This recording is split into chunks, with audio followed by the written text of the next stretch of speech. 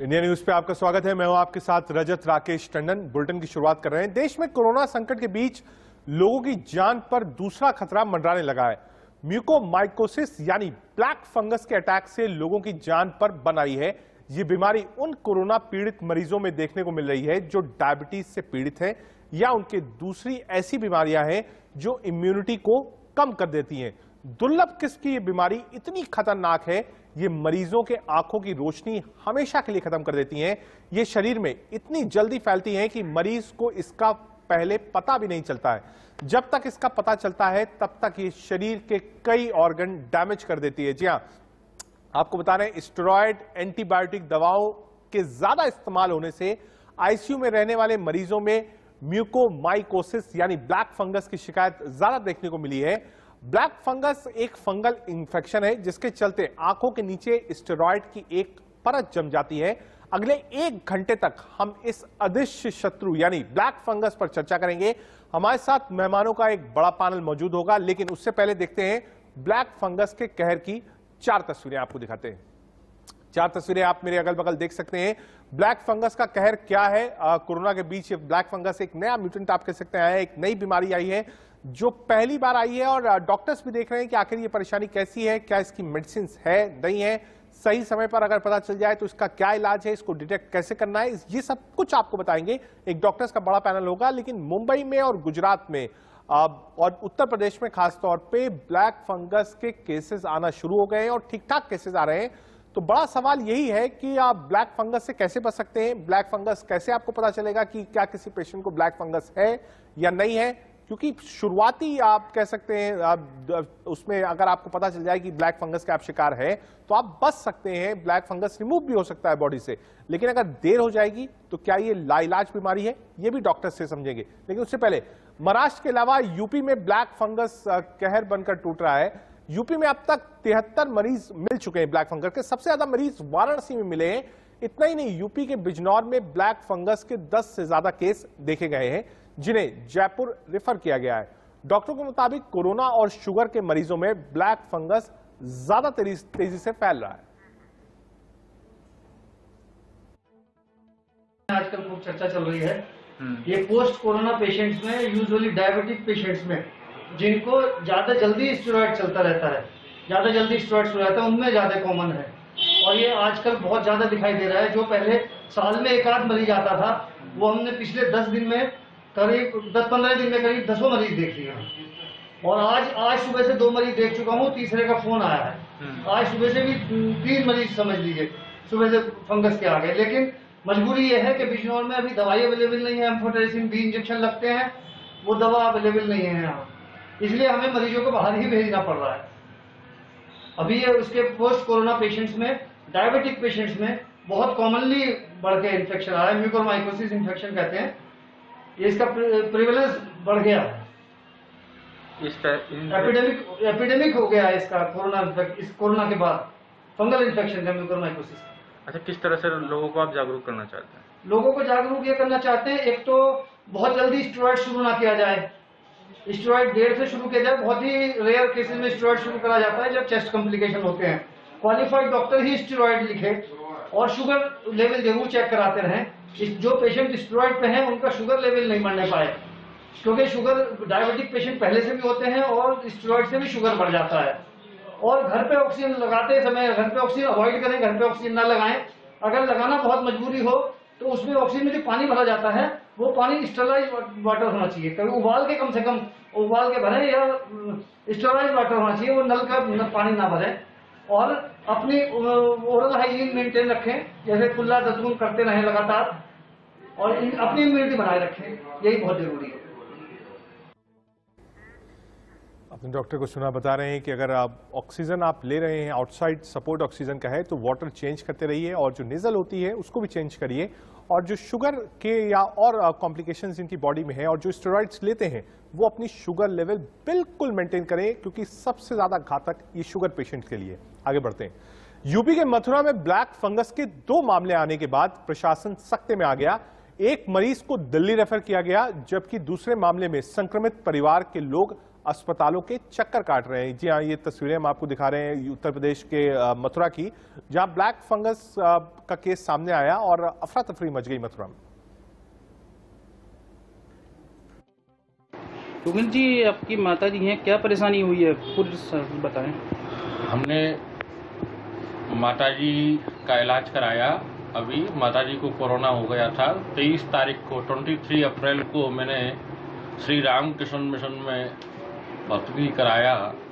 और Ramakrishna mission hospital का इतिहास लगभग 100 साल पुराना है और वृंदावन मथुरा जिले में सभी समाज के लोग इसको बड़ी इज्जत के निगाह से देखते हैं। और उनके जो पुराने स्वामी जी थे उनको भी कोविड हुआ था और उनकी कोविड में डेथ हुई थी। तो हमने ये सोचा कि जिस अस्पताल का हेड कोविड में गया है सबसे अच्छा इलाज वहीं मिलेगा, क्योंकि जिसको दर्द का एहसास होता है वो दूसरों का दर्द बांट सकता है। तो 23 तारीख को मैंने भर्ती कराया, लगभग 1.5 लाख रुपया खर्च भी किया। और माताजी अंदर ही रहीं, हमारा अंदर प्रवेश नहीं रहा। तो जब माताजी घर पर लौट के आई तो हमें तो ये मालूम ही नहीं था कि माताजी की रोशनी खराब हो चुकी है। एक दिन मैं माताजी से बोला, माताजी लाइट जला दूं क्या? तो माताजी ने बोला कि लाइट जलाओ तो अच्छा है, ना जलाओ तो अच्छा है। मैंने कहा, माताजी क्या मतलब है इस बात का? तो माताजी ने बोला कि मुझे तो कुछ दिखाई नहीं दे रहा है। मैंने, ऐसा क्यों? आपने डॉक्टरों को अंदर नहीं बताया रामकृष्ण मिशन हॉस्पिटल में? बोले, बेटा बताया था। मैंने माँ को 23 अप्रैल को भर्ती किया। माँ ने बोला कि 25 अप्रैल से ही मेरी रोशनी चली गई थी। मैंने वहाँ की नर्सों के स्टाफ से भी बोला, डॉक्टर से भी बोला, सभी लोगों से बोला, लेकिन उन्होंने कोई रेस्पॉन्स नहीं दिया। ये आपने मथुरा की रिपोर्ट देखी। जो शख्स आप बीती बता रहा है जिसकी मां एडमिट थी, अच्छे हॉस्पिटल में एडमिट थी, उसके बाद भी ब्लैक फंगस का शिकार हो गई। बता रहा है कि कैसे पता नहीं चलता है और बिल्कुल आंख की रोशनी चली जाती है। आगे बढ़ते हैं। यूपी के लखनऊ में भी ब्लैक फंगस के 8 केसेस सामने आए हैं। वहीं एक महिला की यहां ब्लैक फंगस के कारण मौत हो गई है। मरीजों में क्यों बढ़ रहे हैं ब्लैक फंगस के केसेस, इस पर डॉक्टर ज्योति कामले से बातचीत की लखनऊ के संवाददाता जय शुक्ला ने।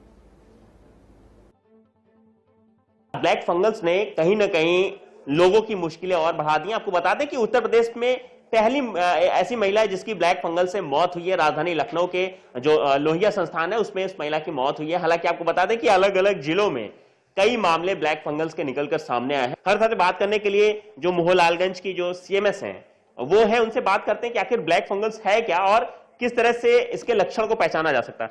मैम, इंडिया न्यूज में आपका बहुत बहुत स्वागत है। देखा गया कि इस समय ब्लैक फंगस जैसी एक नई बीमारी कोविड के बाद निकलकर सामने आ रही है, जो काफी गंभीर बताई जा रही है। आखिर क्या है ये ब्लैक फंगस? एक्चुअली फंगस तो होते हैं, बहुत तरीके के होते हैं। आपके वाइटिश डिस्चार्ज होता है, येलोइश कलर के फंगस डिस्चार्ज होते हैं और ब्लैक कलर के। जो ब्लैक कैटेगरी है वो सबसे ज़्यादा सीरियस और मॉर्बिडिटी और मॉर्बिडिटी दोनों चीज़ें जो हैं वो इसकी अधिक है। और ये 3rd स्टेज की एक तरह से फंगस कह लीजिए। इसके स्टेज पे पहुंचने के बाद 99% केसेस जो होते हैं बहुत ही सीरियस में चले जाते हैं, उसके बाद वापस आना मुश्किल होता है। तो इस स्टेज पर हम ना पहुंचे तो उस हिसाब से काम रखना चाहिए। Prevention is better than cure. Ma'am, symptoms की बात की है तो किस तरह के सिम्टम्स दिखते हैं? इसमें सिम्टम्स में आपकी सीवियरिटी जो होगी, हेडेक होगा बहुत ज़्यादा, नेजल डिस्चार्ज जो होगा ये हो जाएगा, ब्रेथलेसनेस भी हो जाएगी और कोई भी मेडिसिन इस पर इफेक्ट नहीं करेगी। और nasal discharge mainly blackish colour का मिलेगा, ब्राउन कलर का मिलेगा। और उसके बाद जैसे कहते हैं ना कि वुंड जो होता है एकदम से लास्ट स्टेज पे जाकर के एकदम से सड़ने टाइप से लगता है, ये उस स्टेज पर पहुंच जाता है। मेरे को आफ्टर कोविड ही होता है या किसी भी पेशेंट को हो सकता है, कैसे होता है? नहीं, आफ्टर कोविड होगा ये अब तो ये न्यू थीसिस है, लेकिन ये किसी भी हो सकता है। फंगस इसके पहले भी हो सकता है, फर्स्ट स्टेज पर ही। जैसे आप गार्गलिंग करना है, नेजल ड्रॉप डालना है, या जो आपके एंटीबायोटिक ट्रीटमेंट है, जब आपका माइल्ड स्टेज पर हो रहा है, अगर उसी स्टेज पे हम ट्रीटमेंट कर लेंगे तो ये हमारा मॉडरेट तक भी नहीं अगर पहुंचा तो सीवियर में नहीं पहुंचा। मैम, जैसे कि अपने राजधानी लखनऊ में करीब 8 ऐसे पेशेंट हैं जो ब्लैक फंगस से ग्रसित हैं और अलग अलग अस्पतालों में भर्ती हैं। एक महिला की मौत भी हुई है। तो क्या लगता है कि कितना इसका इलाज पॉसिबल है और कितना इससे बचाव हो सकता है? एंटी फंगल ट्रीटमेंट चलते हैं, अगर समय से ट्रीटमेंट चला तो बचाव भी हो सकता है। एक चीज और हमारे इंडिया न्यूज के दर्शक जानना चाहेंगे कि लोग जो हमारे दर्शक हैं कैसे इसका बचाव करें? क्या जो कोरोना के प्रोटोकॉल है, मास्क लगाना, इसके साथ साथ और क्या क्या इस्तेमाल करना पड़ेगा? बिल्कुल, ये कोरोना के प्रोटोकॉल अगर आप लेंगे तो इससे आप पूरी तरह से बच सकते हैं। एक तो सबसे पहले अगर आप मास्क यूज कर रहे हैं, प्रॉपर मास्क यूज कर रहे हैं, तो इस तरह की डिजीजेस नहीं होंगी। हैंड वॉशिंग करिए, कोई भी चीज छूने से पहले, छूने के बाद एकदम ये हैबिट में डाल लीजिए कि हाथ धोना ही धोना है, उसके बाद यूज करना है, और डिस्टेंस मेंटेन करिए। ब्लैक फंगस से बचने के लिए जो कोरोना के प्रोटोकॉल हैं, यानी मास्क, सोशल डिस्टेंसिंग और सैनिटाइजिंग, इन सब प्रोटोकॉलों का अगर आप पालन करते रहेंगे तो आप तमाम तरह की बीमारियों से बचे रहेंगे। लखनऊ से इंडिया न्यूज के लिए जय शुक्ला। लखनऊ से आपने ब्लैक फंगस पर ये ग्राउंड रिपोर्ट देखी। सीधे मुंबई चलते हैं, हमारी संवाददाता उर्वशी हमसे जुड़ रही है। उर्वशी, पहले जो मामले हमने देखे वो गुजरात और महाराष्ट्र से ही रिपोर्ट हुए ब्लैक फंगस के। इस वक्त कितने मामले ब्लैक फंगस के महाराष्ट्र में और खासतौर से मुंबई में पाए जा रहे हैं? महाराष्ट्र की अगर हम बात करें तो 1500 से ज्यादा ऐसे महाराष्ट्र में केसेस है, और ऑफिशियली जो अभी महाराष्ट्र गवर्नमेंट ने स्टार्ट किया है ये काउंट करना कि ब्लैक फंगस के चलते कितनी डेथ्स हो रही है। उसमें अब तक 52 पीपल जो है 52 लोग डाई हुए हैं, मरे हैं ब्लैक फंगस को लेकर। और ऐसे में सबसे ज्यादा दिक्कत जो अभी फिलहाल महाराष्ट्र में दिखाई दे रही है, हमारी एक केस स्टडी भी है जो ये कहती है कि किस तरह से उनके रिलेटेड जो मेडिसिन है उसकी शॉर्टेज है। मतलब एक तो मेडिसिन जो है बहुत महंगी है। महाराष्ट्र गवर्नमेंट ने प्री ट्रीटमेंट अनाउंस की है, पर उसको लेकर सिर्फ गवर्नमेंट हॉस्पिटल्स में जो अनाउंस की गई है, जहाँ पे ऑलरेडी लोग प्राइवेट में एडमिटेड है, तो वो शिफ्ट नहीं कर पा रहे। और उसके ऊपर से ये जो शॉर्टेज ऑफ मेडिसिन है, एक एम्फीट्रोसिन नाम की एक मेडिसिन है, वो मेडिसिन जो है वो उसकी शॉर्टेज है, इंजेक्शन है, वो कहीं ना कहीं मिल नहीं पा रहे, जिसके चलते लोगों को और दिक्कत हो रही है। और जैसे कि एक्सपर्ट्स और डॉक्टर्स ने बताया, जब ये स्टीरॉइड्स दिए जाते हैं कोरोना वायरस के चलते कोविड में ट्रीटमेंट में, वो स्टीरॉइड्स को एक लिमिटेड प्रेशर में या लिमिटेड लेवल में देना बहुत जरूरी है, स्पेशली डायबिटीज लोगों को, और उसी के चलते ये ब्लैक फंगस दिखाई दे रहा। ठीक है उर्वशी, आप नजर बनाए रखिए, हम अपडेट्स आपसे लेते रहेंगे। हमारे साथ इस वक्त डॉक्टर अभिलाषा जैन हैं आकाश हेल्थ केयर से। एक बार सीधे डॉक्टर अभिलाषा से हम जुड़ने की कोशिश करेंगे। डॉक्टर अभिलाषा जैन आकाश हेल्थ केयर से।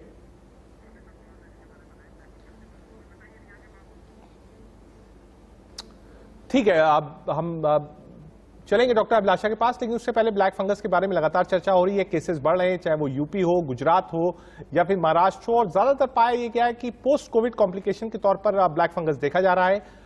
मेडिसिन जो है वो काफी एक्सपेंसिव है और शॉर्टेज भी है। शुरुआती लक्षण में अगर ब्लैक फंगस पकड़ में आता है तो वो इलाज है, लेकिन उसके बाद डॉक्टर्स का और जानकारों का मानना है कि ये लाइलाज होता है और जिस बॉडी पार्ट पे होता है उस बॉडी को पार्ट को रिमूव भी करना पड़ सकता है। ये भी आप कह सकते हैं जानकारों को कहना है ब्लैक फंगस के बारे में। ब्लैक फंगस क्यों होता है, बड़ा सवाल। ब्लैक फंगस इसलिए होता है जब आप बहुत ज्यादा दिन ऑक्सीजन सपोर्ट पर रहते हैं, बहुत ज्यादा दिन तक आप स्टेरॉइड्स लेते हैं, उसके कारण ब्लैक फंगस होता है। जिनकी बॉडीज में और ज्यादा कॉम्प्लिकेशंस होते हैं कोविड के अलावा, उनको जल्दी फंगल इन्फेक्शन होता है। ठीक है, सीधे चलते हैं डॉक्टर अभिलाषा जैन के पास, जो कि आकाश हेल्थ केयर से हैं। डॉक्टर अभिलाषा, क्या आप सुन पा रही मुझे? ठीक है डॉक्टर अभिलाषा, एक लंबी चर्चा अब तक कोविड की थी, सिम्टम्स की थी, ऑक्सीमीटर की थी, CRCT स्कैन की थी। अब जो चर्चा चल रही है वो हाइपोक्सीमिया की और ब्लैक फंगस की चल रही है। आज ब्लैक फंगस के केसेस बढ़े हैं, चाहे वो उत्तर प्रदेश से हो, चाहे वो गुजरात से हो, चाहे वो महाराष्ट्र से हो। चर्चा इसी बात की कि आखिर ब्लैक फंगस कैसे हुआ। पहला केस मेरे ख्याल से महाराष्ट्र में मिला था और उसके बाद केसेस बढ़ते जा रहे हैं इसके।